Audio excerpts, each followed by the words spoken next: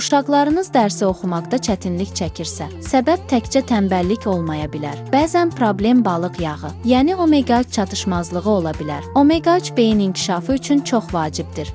Xüsusilə yaddaş, diqqət və öyrənmə qabiliyyətini dəstəkləyir. Əgər uşaq dərsdə tez yorulursa, diqqətini cəmləyə bilmirsə, oxuduğunu tez unudursa, tez əsəbiləşir və motivasiyası azalırsa, bu orqanizmdə omega-3 azlığının işarəsi ola bilər. Araşdırmalar göstərir ki, omega-3 alan uşaqlarda diqqət daha güclü olur, yaddaş yaxşılaşır, dərsi anlama və qavrama artır. Balıq yağı ən çox somon, skumbriya, sardina kimi yağlı balıqlarda olur. Əgər uşaq balıq yemirsə, həkim məsləhəti ilə balıq yağı əlavələri də istifadə oluna bilər. Amma unutma, hər uşaq fərqlidir. Dərs problemi varsa, səbəbi mütləq araşdırmaq lazımdır. Bəzən kiçik bir vitamin dəstəyi böyük bir fərq yarada bilər. Uşağının beynini və gələcəyini qoru. Bunu bilməyən minlərlə valideyn var. Bəyən, paylaş ki, onlara da çatsın.